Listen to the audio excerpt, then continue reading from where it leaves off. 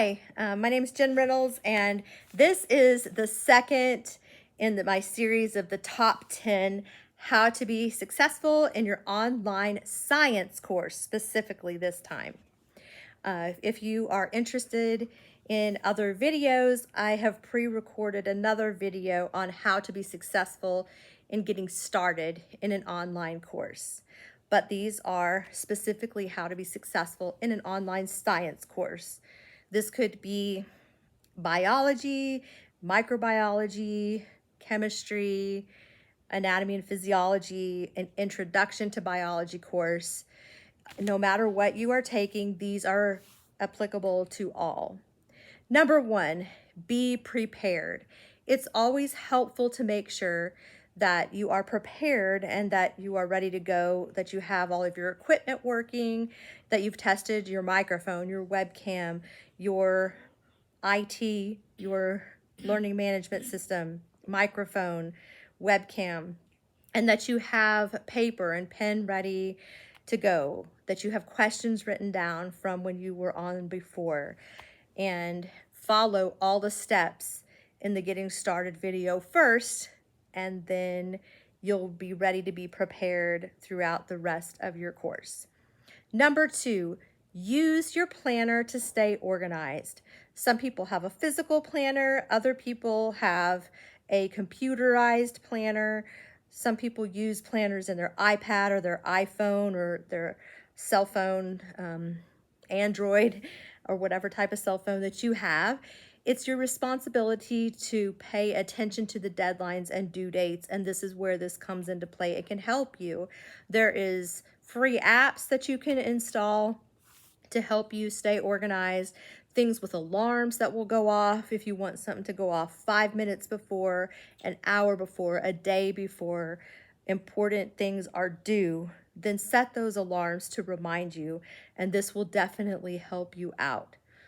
Number three, attendance. Attendance is key. No matter what your online course, there is some way that your instructor will take attendance and document that for your school. You need to find out what that is. Some people have to log in and turn something in. For my courses, they have to log in and answer a discussion post, and they can choose the answer to the critical thinking question. There's a rubric for the criteria that they have to meet for that. And then I go in once a week and I enter the attendance for my school.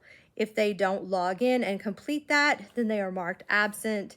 And our school's attendance policy is that you are only able to miss two in a row before you get withdrawn from a course.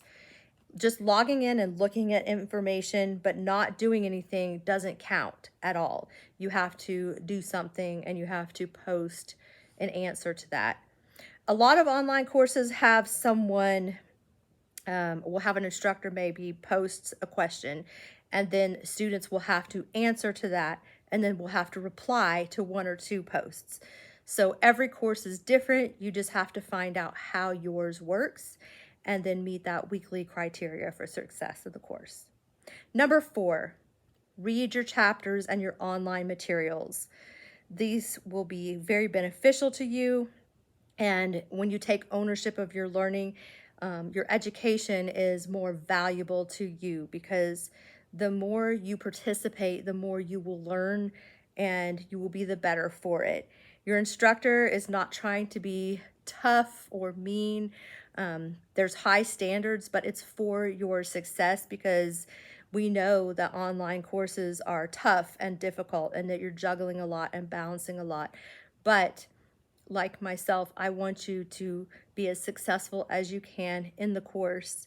And so I like to give advice to help with that, because I really do care about students and their learning and their education, and doing the very best that they can and getting what they can from the course. So make sure you check that in your course. Number five, if there's any lectures posted, make sure that you watch those, because you may listen to important information that your instructor might be pointing out to know for quizzes, for tests, important due dates coming up, important reminders, and you may just learn something that's not in the book, because lectures tend to include all kinds of personalized examples that your instructor is giving, and just things that are going outside the scope of what you're reading. Plus, if there's any questions, you can jot those down. You can pause the lecture and you can see any visuals or models that your instructor might be trying to show you. Number 6, attend and participate in any labs. Usually, if it's a math class online, you'll have lab sets that you need to complete. If it's chemistry, you're going to have lab sets and some experiments that you may need to complete. In biology and anatomy and physiology, those involve labs and sometimes dissections and labeling and just things that you need to complete and submit. Sometimes you'll need to take pictures and upload it. Sometimes you may need to take a video of yourself and upload it so that your instructor can see that you have done that assignment. Some courses use like Google Drive so that you collaborate in writing a project with other classmates. So always double check and make sure that you are hitting the submit button, because sometimes I will see students that have worked on something and then they forget to hit submit. It only, like in some cases of quizzes, if you don't hit submit, it's not going to come across and you may not get a grade for it. So make sure that you are double checking that. Number 7, complete your required assignments by the deadline.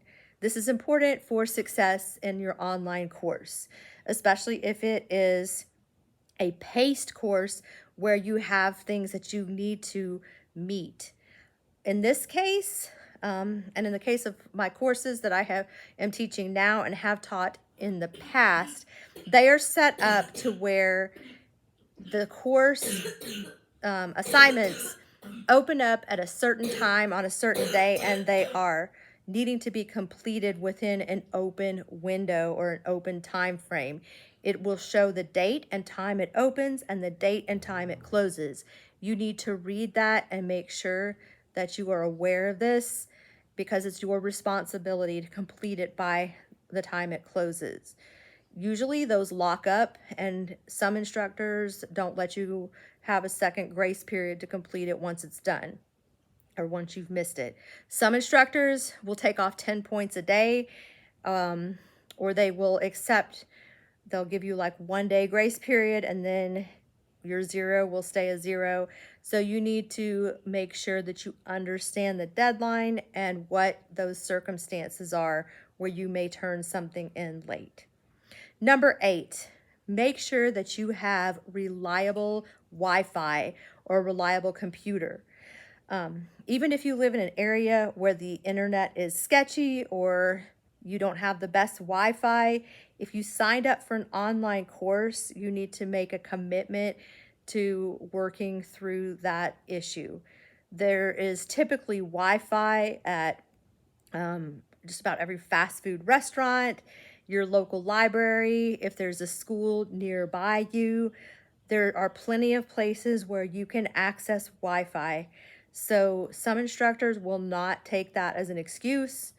Others will try to be understanding and let you turn something in late if you have a problem with your Wi-Fi. But just be in communication with your instructor about that. And sometimes it'll be a neighborhood that the Wi-Fi goes out. I've had that happen to me when I've been teaching before. So you just never know, but it's just important to communicate that with your instructor. Number 9, order your materials early, especially if this is an anatomy and physiology course where you need a lab kit, and especially if you need a textbook and a lab manual. A lot of times bookstores will only stock so many of one thing, and then once they're gone, they have to reorder. Things are sometimes on back order, or they may sell out of something and have to do another inventory. So you want to be that person that's first in line, ready to get your materials and ready to go. Make sure that you don't wait till the last minute. This is not something to procrastinate on, because in some cases, you can't get started in the course until you have your materials. So make sure you're aware of your school and your classes policy on that. Number 10, set aside time. Make time. This is time management. You need to set aside a chunk of time to do your coursework for an online course. I will say it takes at least twice as long to do certain things in an online course that it would be if you were just in person. And that's just due to the difference of the time it takes to do something and take pictures online, or there may be multiple steps for completion of something. So make sure that you're setting aside time to do your coursework, and that you're taking you're using good time management skills and balancing that out, because this is something that can be a learning curve if you have never taken an online course before, or if you're new to it and you're taking 3 or 4 other classes at the same time. Treat the online course as the one you're going to need more time for, because it does take longer. Hopefully this second video has been very helpful for you. Please let me know if you have any questions.